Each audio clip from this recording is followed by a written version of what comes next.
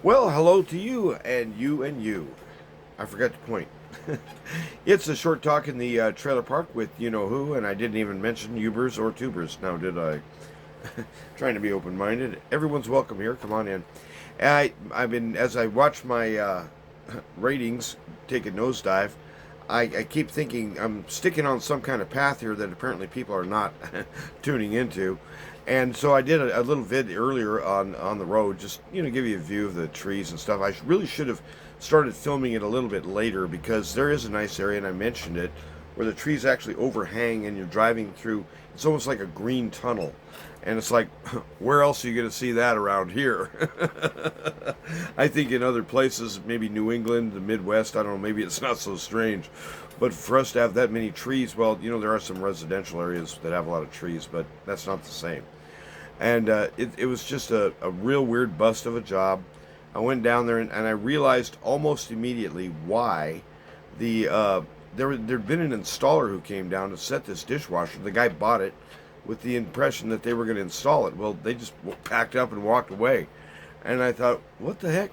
And so I didn't understand what the problem was. Well, I couldn't get to the angle stop back there. Finally, I did. It took me 25 minutes to get past this crazy pulley affair for the faucet. What is that?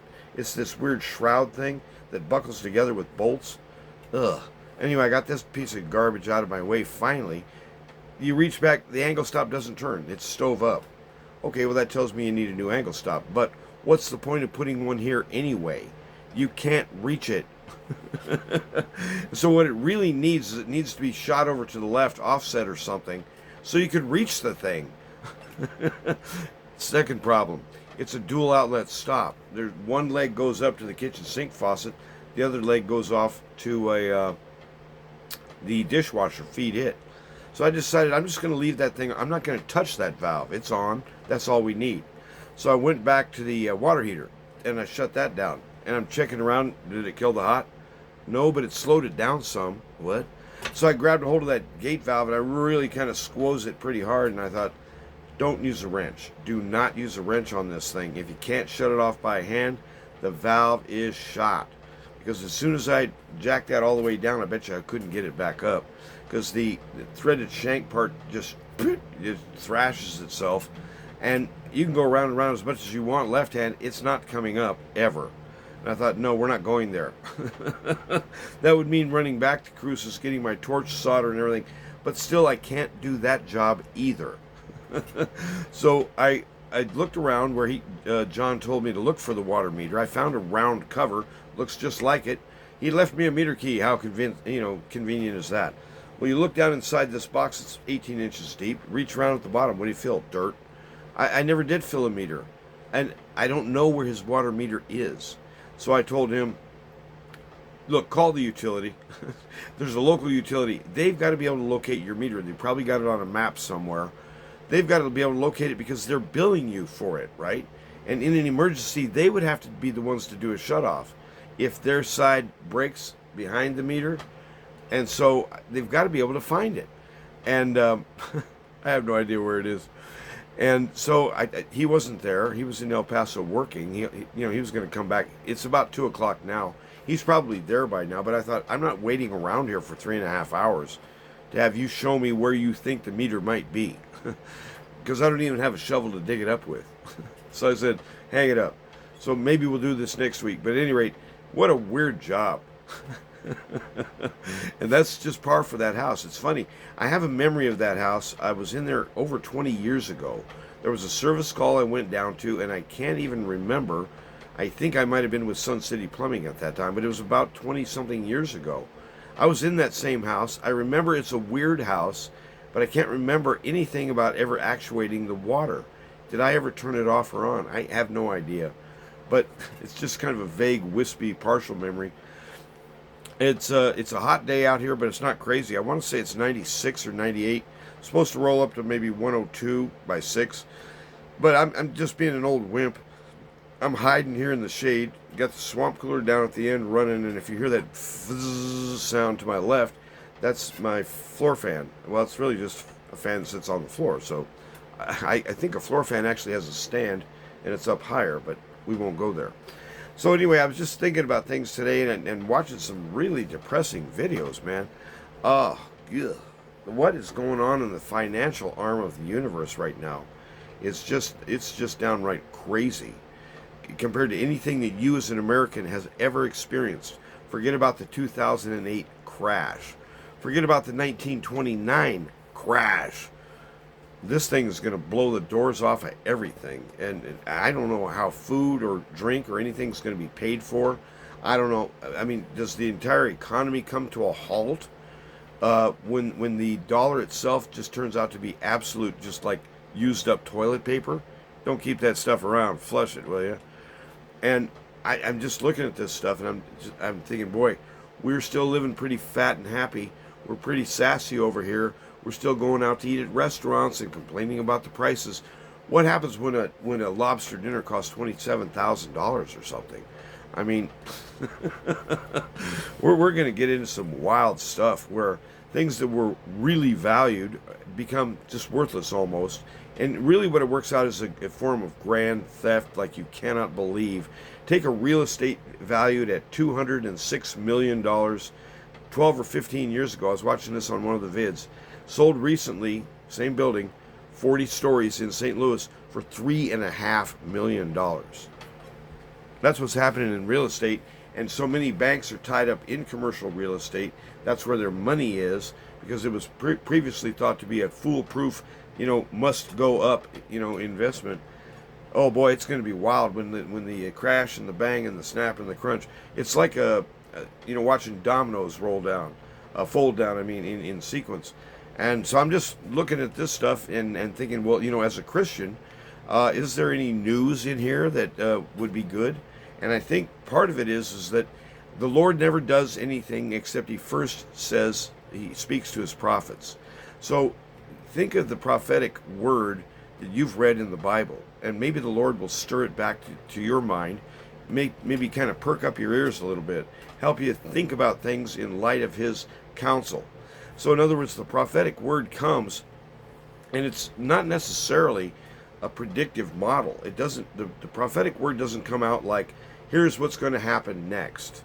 Here's the roll call of events as they occur in history. No, it's a view of the glory of Christ viewed from across time, and there's a sense in which the centrality of it all is the one who is viewed and assisting them to do the viewing. In other words, Lord Christ at the center. So what we have in our weird little world down here is a revaluation of the coinage. It's got to happen soon because the old coin is going out the door. It's practically on fire by now. Now what that's going to mean for your life and for my life down here, us bottom feeders, we just work for a living. We're just doing all the work. We're just carrying all the load. We're the ones paying the taxes. We're the ones that the actual government ought to value most, and we're the ones they treat the worst. Things just ass backwards. And it doesn't have a hope of really flying anywhere. So the idea, I believe, is to usher in a new money. These CBDCs, this central bank digital currency. So now you have even more centralization among the banks. The little banks get bought off or just sucked up by the big ones. And your FDIC savings, if it exceeds $100,000, I believe, you're dreaming if you think that stuff's safe. If you've got real money in the bank, if you think you can afford to wait it out and that the government will insure the losses, think twice. But the situation is going to be pretty darn wild. And so I'm thinking in terms of, maybe I should think in terms of food sovereignty or water, the capacity. In other words, maybe I ought to set up a source for things like that for those I care for around me. I don't know how that's going to work, and I'm not really planning anything yet. But in other words, these preppers, they've seen what's happening, they know what's going on, and they're taking steps. So it might be something to consider. That's all I'm saying. And because the Lord himself is the one who guarantees our safety. He's the one who feeds even the birds of the field. Shall he not much more feed you, O ye of little faith? So in other words, the prophetic word needs to come into our world through our lips, our confession, that at the center of this problem that we're seeing here is the problem of sin, the problem of the devil himself and his lies and his murder and his filth being somehow mistaken for the genuine article of the real true God. And we have essentially competing gods. We live in a war zone. And in that zone, we're supposed to be heads up. We're supposed to be soldiers on the ground, aware of the situation, and praying accordingly. And so in terms of provision, in terms of what's going to happen, how will we survive? Am I going to end up in a FEMA camp or maybe with a bullet between my eyes? I don't know. But I'm telling you, it's going to be a wild ride. And I can't tell you even when. But here's an idea. Look at these elections in Europe right now, and look at the election coming up in November here. I'm not sure that they can allow Donald J. Trump back in power. I think maybe he's going to inherit some lead poisoning. Or perhaps they'll just postpone the election altogether like they did in the Ukraine, that haven of democracy we're so busy saving. Yeah, so there is no elections in Ukraine, and this guy's apparently a president for life, this little sleazebag murderer thug. And this is the great diplomatic effort that the United States and the West have achieved. They've set themselves up for a disaster. Financially, the dollar is dwindling and falling. It's just hanging by a thread now. In fact, it might be in free fall. But the Russian side is well organized, moving forward. They're taking ground every day, and they've made it very clear that the application by NATO forces on the ground means that we are at war with you and your country. And so the targets are going to be not limited to military targets in the Ukraine. They could jump right over to Stockholm or to Munich or to London or to anywhere, because all of these foreign troops are there. In fact, they could nail the United States. And it's going to be really wild to see how this modern day missile crisis works out, because our so-called leadership is apparently unaware or doesn't give a damn that the Russians have now planted a nuclear sub with, these rockets that go kaboom, with atomic whammo. They're like 200 miles away, and that's nothing for a rocket. Are we really willing to play hardball here? Do we really want to see a nuclear annihilation? Whose idea was this anyhow? So it sounds like a really bad idea if you like my opinion. But I'm just sitting there thinking about this kind of stuff today, and I sound like a hobby horse. That old fart, all he ever does is talk about the same thing over and over and over. And no wonder his viewership's falling off. Well, I don't want to be the same tired old source of the same tired old, it's depressing. The wheels are falling off. It's crazy watching this all occur. It's like the perfect storm. And right in the middle of the collapse of the dollar is these idiots who want to tangle it up with not only Russia, but possibly with Russia and China simultaneously. And let's throw in Iran. Why not? They're already fighting the Houthis, whoever the Houthis are, and it doesn't sound to me like the Navy's doing so awfully good at it. The Houthis landed a big old bomb of some milk. I don't know whether it was a drone or what, right at the Ike, the Eisenhower USS. It's the flagship carrier in that region. In fact, it's one of the big boasts of America is that we have the Eisenhower. Well, that thing took a hard hit, and this is just from a group of Houthi rebels. And who the heck are these guys? Why are we fighting them anyway? This is where it's all going. And so I just wanted to kind of give you a heads up that if you're feeling nervous, if you're looking at this world thinking, man, these guys don't have a clue as to what they're doing or what they're building. This is going to be a grade A disaster. Oh, it's just going to be tragically stupid, and it's all entirely unnecessary. None of this was required. It's just the simple evil and the rotten hearts of these greedy four-letter words who've seized the reins, and they want to squeeze all the juice out of this thing before they let it drop. Well, those guys, there's judgment for that too as well. The situation here for us is we need to find a way to maintain a good attitude, to be alert, ready to help others, ready to get involved with others' lives, and not tuning out, not dropping into my own private little universe where I get to, live in an imaginary happiness or something. Now, here in the real world, where real people are actually going to be hurt by these things, I'm hoping that the church would be praying, how can we be in those days, in those hours, how can we be the most effective ones at bringing help? Like, the Red Cross after a huge hurricane or something like that. I don't know if the Red Cross is such a great outfit, but the point is that disaster relief people who come in from thousands of miles away to help after, a hurricane or something like that. Well, that heart, that mind, that spirit, that's the kind of the upside of America, the American dream kind of gone right. And so, in terms of our Christian knowledge and the good news is at the bottom of it, Jesus wins. Somehow, all of this collapse and disaster must occur prior to the end, and it ain't nearly as bad as it's going to get. It's going to get really dark, but that's the future for right now. Don't fret about tomorrow, because it'll have enough troubles for itself. But look ahead and think, consider, be wise. That you can hear the footsteps of disaster coming as well as I can, and this is no longer a conspiracy. The dollar is going to die. And when it does, it's going to be a messy death.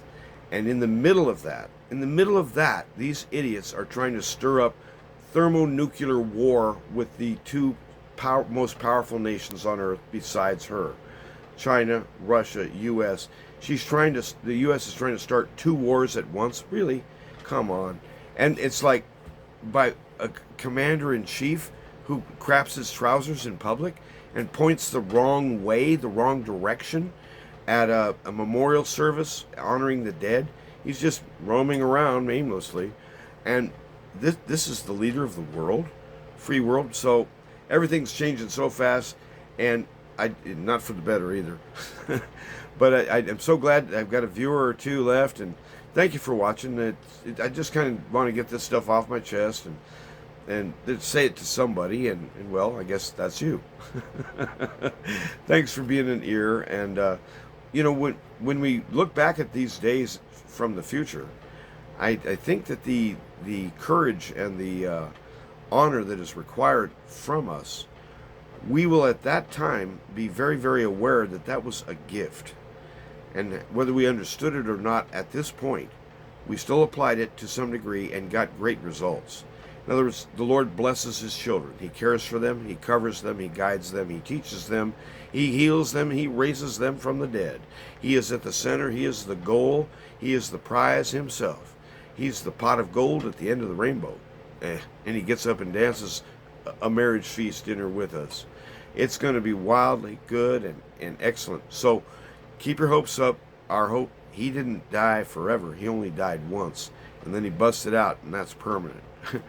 Your good news resides in His success, and in the life He lives through us, we benefit. And frankly, we honor the Father, because it's the reasonable thing to do. It's the part that makes sense of things. Come on in. The time's getting short, and someday the offer of grace and forgiveness ends. It's over at some point. Don't wait. Don't be that way. Come in while you can, because there may not be another opportunity. In terms of, you don't know what's going to happen in your life. I don't know what's going to happen in mine.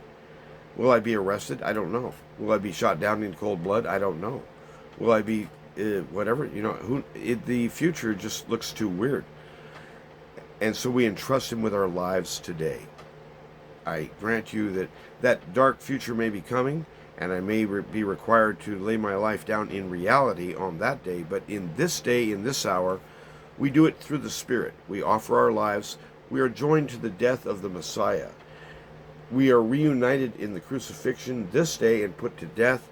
And when we are raised up, we are raised by His word, His call, and we stand up and say, yes, sir, and amen. We're renewed from the inside. We're given supernatural life. Resurrection power is now currently in the bodies of His children. And it's only growing stronger.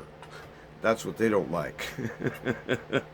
So you guys, remember, you're the most important people in the world, in the sense that offering your lives to Christ, laying your life in His hands, That's why he came, to teach us to do that, to put down our insane rebellion against him, and to offer up the answer. He really is the one who is the best. He really is the one who was right all along. I was deluded. I was insanely angry. I was mixed up as hell. And besides that, I didn't even want to be here. But he has made the difference. He renews your heart. He gives you a new center. So come on in, and remember, the truth has never hurt anyone. What hurts is when the truth of justice is applied. Now there's your pain. So all of our deeds, all of our words, all of our actions, all of our ambitions, all of our attitudes, all of our bigotries, all of that's coming up for review. And if you're anything like me, you need help. Your case really looks bad. That's why you came. You guys have a good day, and bye-bye.